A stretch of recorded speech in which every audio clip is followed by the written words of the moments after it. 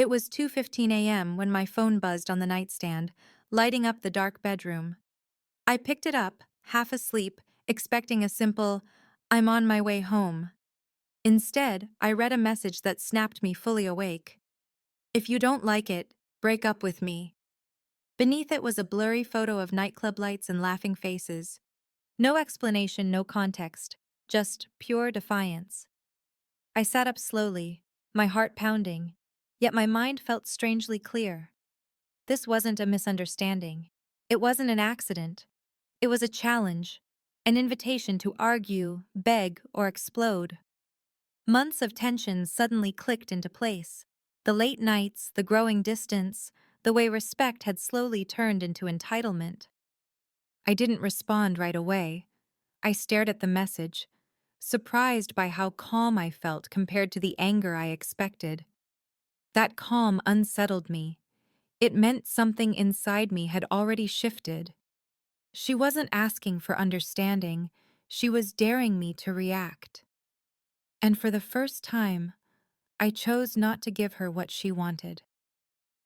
I set the phone down and sat in silence, listening to the quiet hum of the house. No shouting, no pacing, just stillness. I realized how exhausted I was. Not of her, but of constant emotional tests. That message wasn't about freedom or fun. It was about power. She wanted reassurance through rebellion, control through provocation. I thought about all the times I had swallowed my discomfort to keep the peace. All the nights I convinced myself respect would return on its own. Slowly and deliberately, I stood and walked into the living room. I turned on a small lamp and looked around at the life we shared. Photos on the walls, shoes by the door, signs of commitment that suddenly felt one-sided. That's when I knew arguing would change nothing. Words wouldn't matter tonight. Only clarity would. I picked up my phone again, not to send a message, but to make a choice that was precise, undeniable, and calm. Once I decided, I didn't hesitate. I walked to the hallway mirror and looked at myself. Tired eyes, steady hands, a face that finally looked resolved instead of confused. Then I went back into the bedroom, opened the drawer, and took out my wedding ring. I placed it on the bedside table beside her empty pillow and snapped a single photo. No caption, no anger, just the ring, clearly visible, resting where she should have been. Then I sent it. That was all. No explanation, no argument. Just one image carrying the weight of every boundary she thought she could cross. I put the phone down and waited. I didn't need to imagine her reaction. I knew it was coming. Silence lingered for a few minutes. Then my phone began vibrating. Calls, messages, panic masked as confusion. "What is that supposed to mean? Are you serious?" I didn't reply. The photo had already said everything. For the first time that night, I felt in control, not of her, but of myself. And that shifted the balance completely. 7 minutes later, frantic knocking echoed at the front door. Not playful, not careless, just panic. I glanced at the clock. 2:32 a.m. She had come straight home. When I opened the door, she stood frozen, eyes wide, club makeup smudged, jacket half on. She looked past me into the house, as if hoping the photo was some kind of trick. "What was that?" she asked, her voice trembling. I calmly stepped aside and let her walk in. No yelling, no accusations, just space. She saw the ring exactly where it had been in the photo.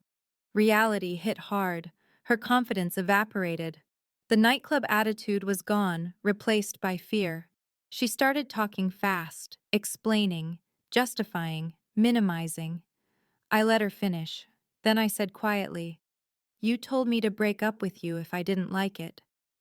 Silence settled over the room. "I believed you," I added. That single sentence landed harder than any insult ever could. She broke down almost instantly, saying she didn't mean it, that she was angry, drunk, and frustrated. She admitted she expected me to argue, to threaten, to demand she come home. That confession said everything. She had expected chaos, not consequences. I told her calmly that respect doesn't disappear because of alcohol, and boundaries don't pause just because it's late. The text she sent wasn't a joke. It was a line drawn, and lines once crossed don't vanish simply because regret arrives. She begged me not to make a decision in the middle of the night. I told her the decision wasn't made at night. It had been forming over months of disrespect that finally became impossible to ignore. My calm response frightened her more than anger ever could. Anger can be bargained with. Calm certainty cannot. We sat at opposite ends of the couch as the adrenaline faded. She asked if I was really done. I didn't answer right away. Instead, I said something simple. I won't compete with a nightclub for my own marriage. That sentence ended the conversation she wanted to have. She cried harder, realizing she had completely misjudged me. She thought silence meant tolerance. She thought patience meant weakness. I explained that my silence had been observation and my patience had limits. I wasn't punishing her. I was choosing myself. That distinction mattered. For the first time, she wasn't controlling the moment. She was facing it. The days that followed were quiet and heavy. We talked honestly, sometimes painfully. I didn't rush forgiveness or decisions. I focused on clarity. Friends later told me they couldn't believe how calm I had been. But calm wasn't accidental. It was earned through exhaustion. I learned something powerful that night. People often push boundaries, not because they want freedom, but because they don't believe you'll actually walk away. When they realize you can, panic replaces confidence instantly. That realization changed how I saw everything, not just our relationship, but myself. At 2:15 a.m., she dared me to break up with her, believing words sent from a nightclub carried no weight. She was wrong. One photo sent calmly carried more truth than any argument ever could. Watching her stand at the door minutes later, shocked and unprepared, showed me how fragile entitlement really is. That night taught me this. You don't need to shout to be heard. Sometimes the quietest response delivers the loudest reality. And once reality arrives, nothing is ever the same.